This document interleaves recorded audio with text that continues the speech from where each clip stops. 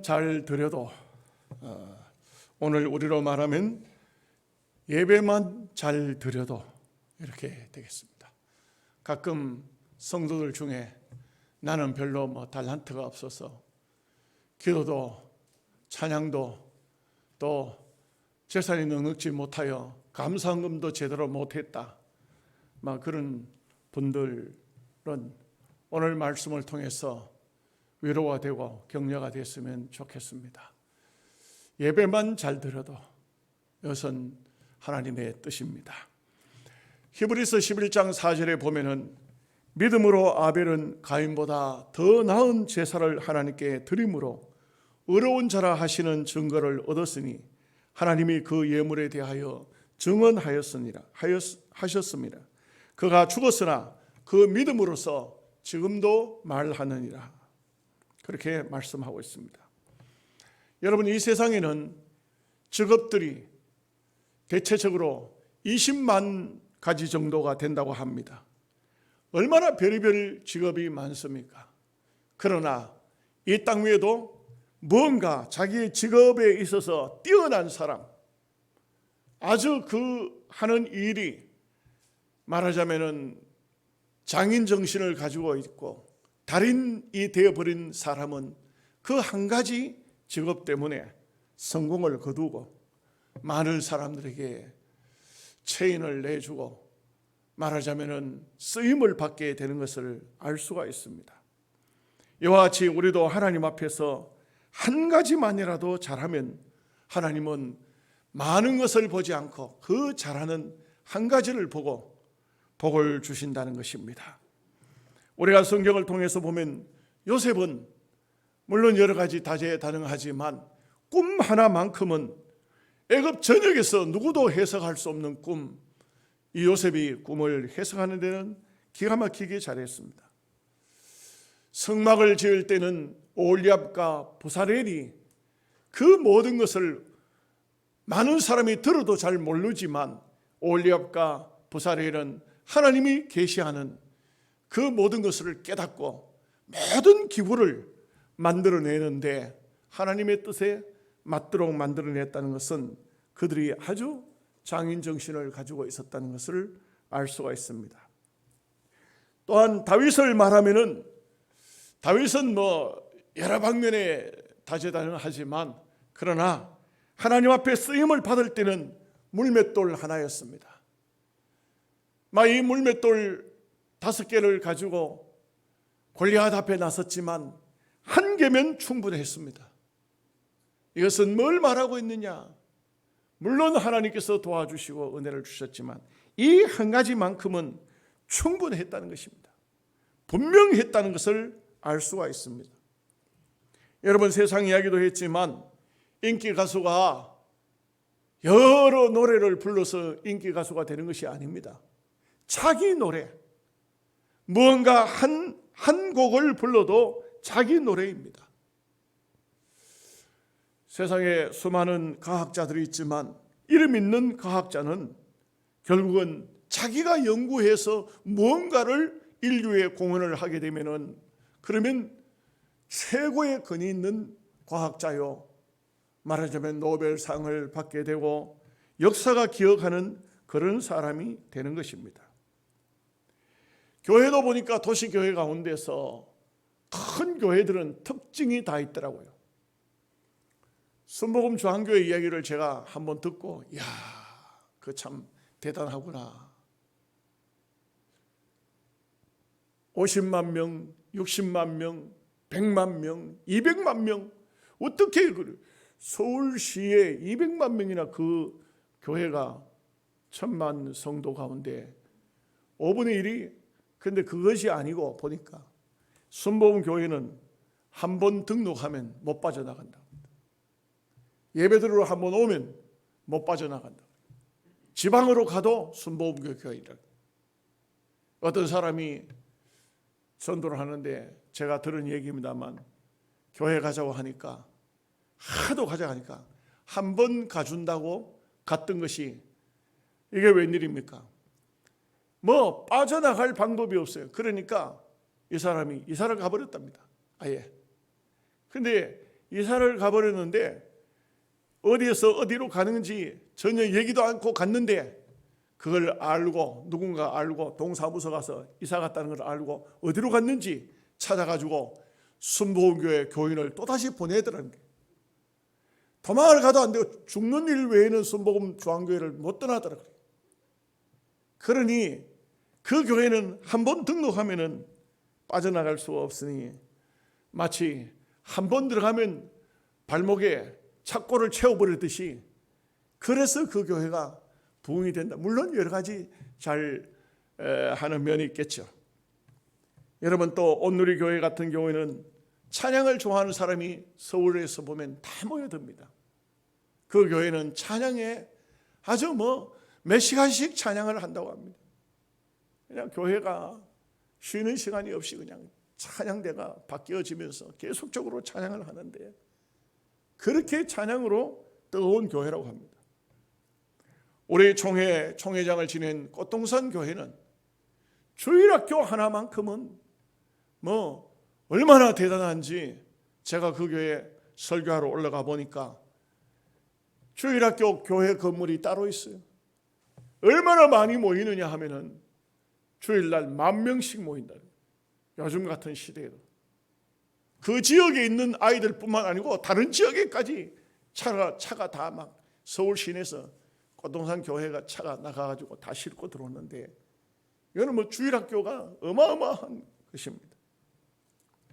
여러분 우리가 성경을 통해서 보면은 아벨은 특별한 성경의 기사가 안 나오는데 딱 기사가 하나가 나오기를 가인과 아벨 제사 드린 얘기 외에는 안 나와요.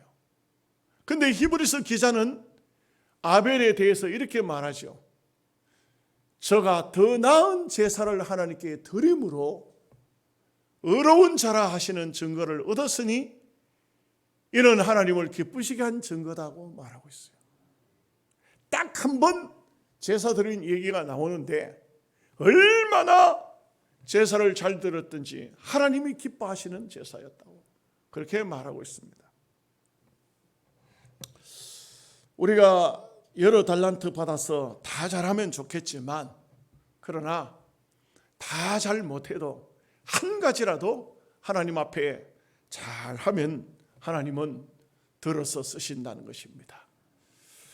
오늘 아벨을 통해서 몇 가지를 생각을 해봅니다.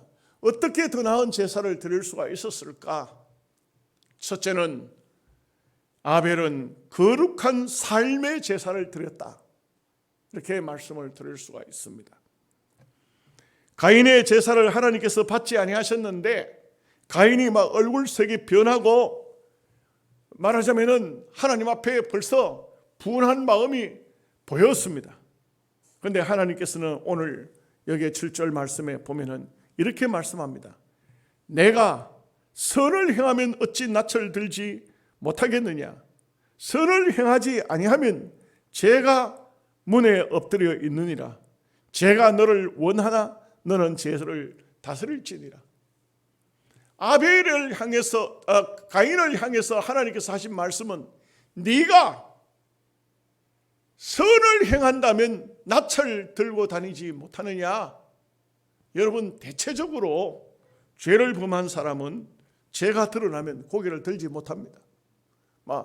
대체적으로 그렇습니다. 뭔가 마음에 끼고 양심적으로 부끄러우면 고개를 못 듭니다. 요즘에는 정치하는 사람들은 못 믿겠더라고요. 어떤 죄가 드러나도 그냥 고개를 들고 나는 그런 죄 안 지었다고 그냥 양심이 하인 맞은 사람들이요.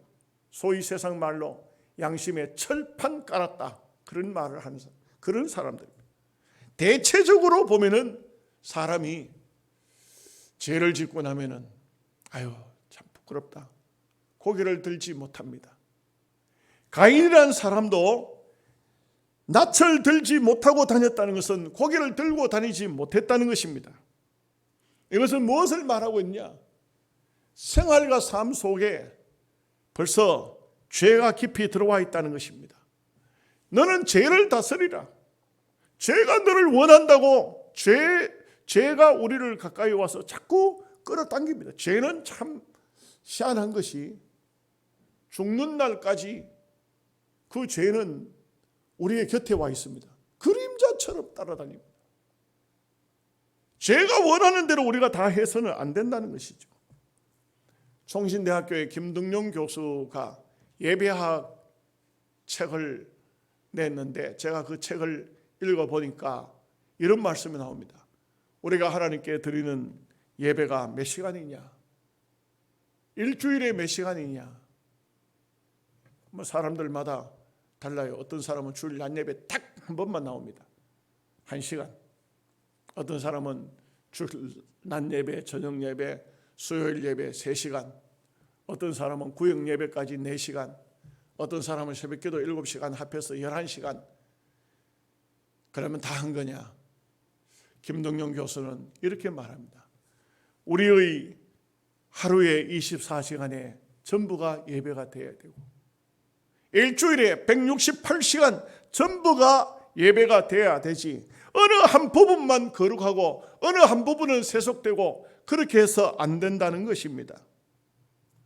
우리가 하나님 앞에 드리는 예배는 우리의 생활 전부가 하나님이 받으시는 예배가 되어야 된다는 것입니다. 우리가 하나님 앞에 예배 드릴 때는 예배 드리고 또 나가서 거짓말하고 사기치고 이러한 삶은 하나님이 원하지 않는 삶이라는 것입니다. 우리가 비록 부족하지만 우리의 삶 속에 언제나 하나님이 우리를 받으실 수 있도록 우리의 삶을 정결하고 깨끗하게 해야 된다는 것입니다. 좀 극단적인 말이지만 도적놈이 도적질 해가지고 11조 드린다고 하나님 받으시겠습니까? 극단적인 얘기지만 창녀가 몸을 팔아서 한 주간 동안 참 몸도 많이 팔았다, 감사한 금을 넉넉하게 드린다고 하나님이 받으시겠냐 이거죠. 절대 하나님은 그런 예물, 성경에 보니까 이사야서 1장에 누가 그런 예물을 원했느냐, 다시는 가져오지 마라, 나는 이미 그 제물에 배가 불렀느니라, 너희는 내 마당만 밟을 뿐이니라. 교회에 나와서 하나님 앞에 예배를 드린다고 하지만 하나님께서 네가 생활이 다 무너져 버린 상태에서 내한테 예배만 하겠다고 하느냐, 그런 예배는 내가 벌써 배부르다. 배부르다는 것은 음식을 먹을 때 배가 부르는 사람은 아무리 맛있는 음식을 줘도 안 먹습니다. 배가 부른데 먹습니까? 역사학자 요세푸스는 가인은 인간적인 탐욕적인 노력으로 가미된 땅의 소산물을 드렸고 아벨은 자연 초장에서 자란 양의 첫 새끼를 하나님께 드렸기 때문에 하나님이 받으셨다. 일리는 있죠. 인간의 가공, 인간이 노력해서 드리는 것과 자연적인 것을 드리는 것은 다르겠죠. 그러나 그것은 해석상 좀 문제가 있습니다. 박윤선 박사는 이렇게 말씀합니다.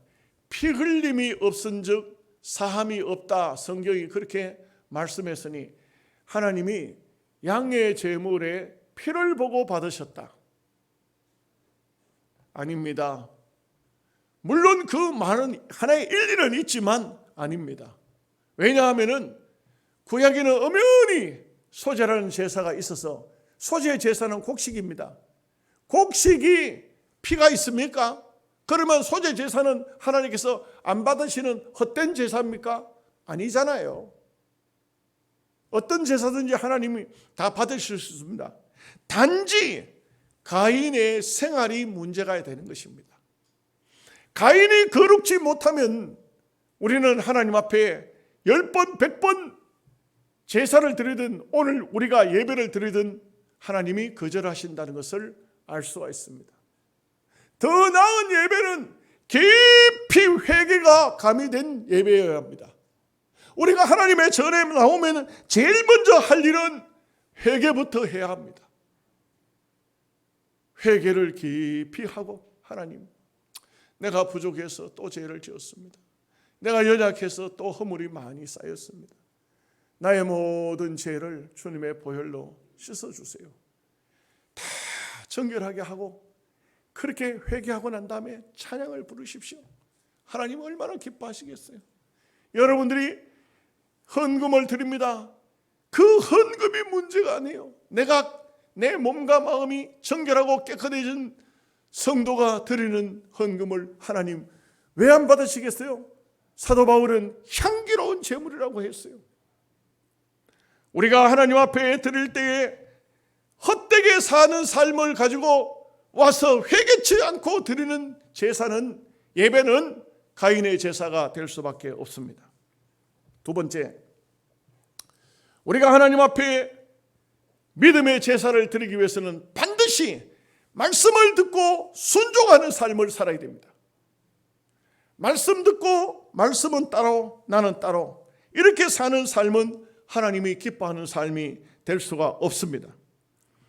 구약의 사울이라는 사람은 처음에 하나님 앞에 쓰임을 받을 때 굉장히 겸손했습니다. 성경에 보면 그렇게 나옵니다. 하나님을 의지하고 자기 동족을 사랑하고 그리고 블레셋에 나가서 싸울 때 그 앞장서서 싸우던 왕입니다. 그런데 하나님께서 이 사울에게 두 번 아주 하나님께서 못마땅하게 하신, 하나님을 섭섭하게 한 일들이 있었습니다. 첫 번째 일은 블레셋이 쳐들어왔을 때, 이번에는 블레셋이 아주 작정하고 들어온 것 같습니다.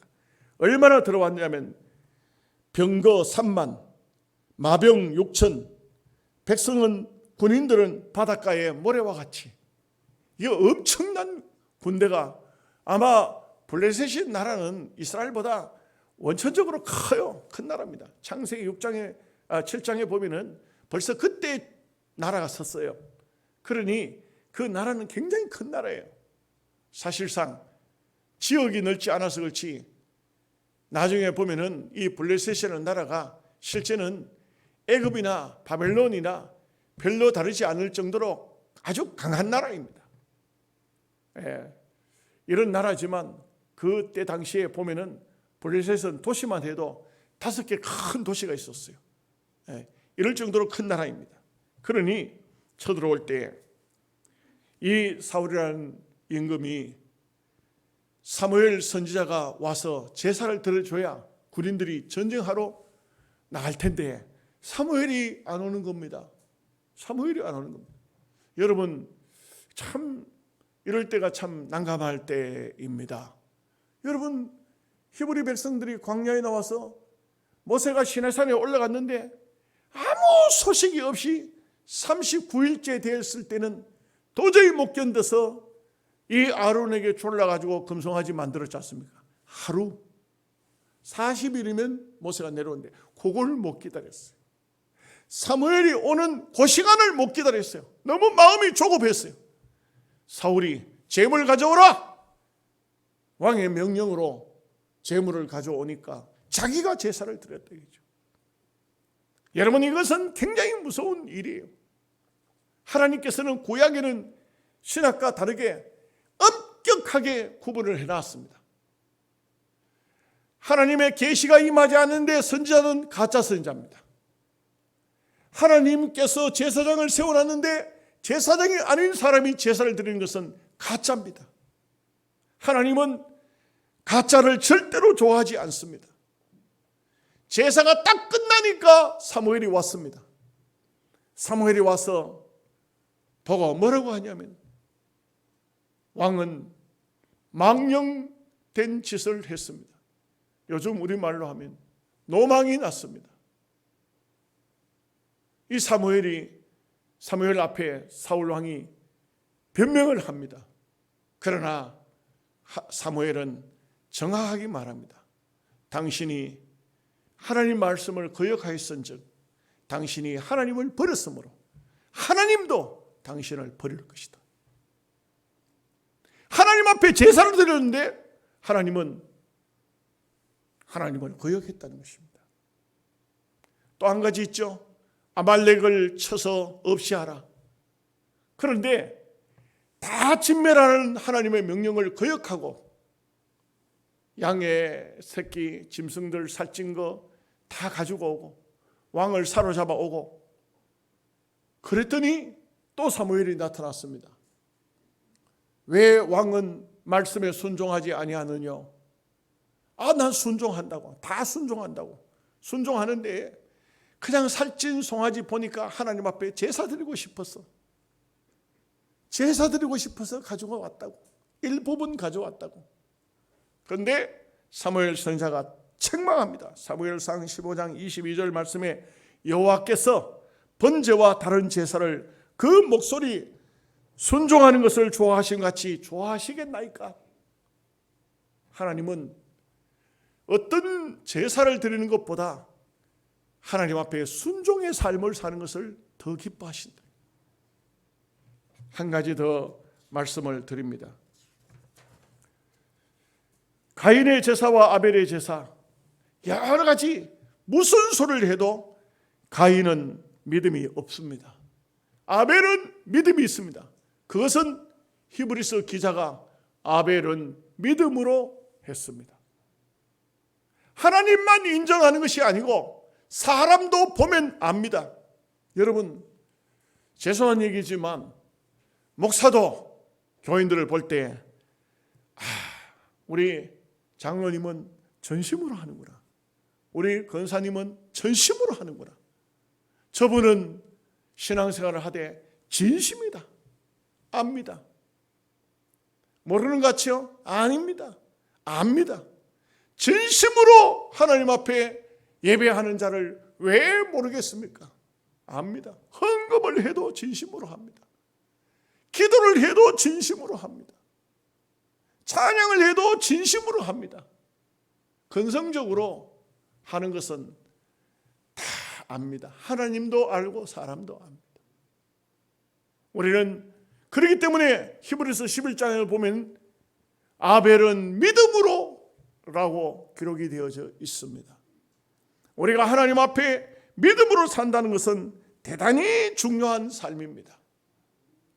우리의 삶이 하나님 앞에 아벨처럼 믿음으로 드려지는 귀한 역사가 있으시기를 주님의 이름으로 축복합니다.